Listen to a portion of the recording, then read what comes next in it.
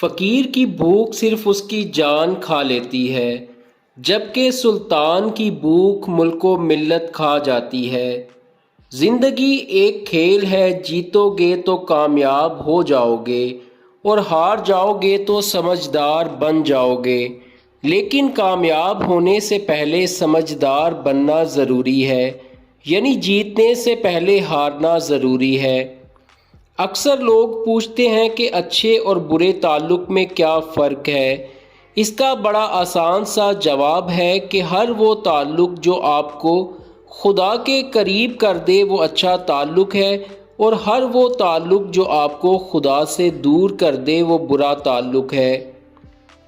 نئے مقام کو حاصل کرنے کے لیے سابقہ مقام کو چھوڑنا لازم ہے۔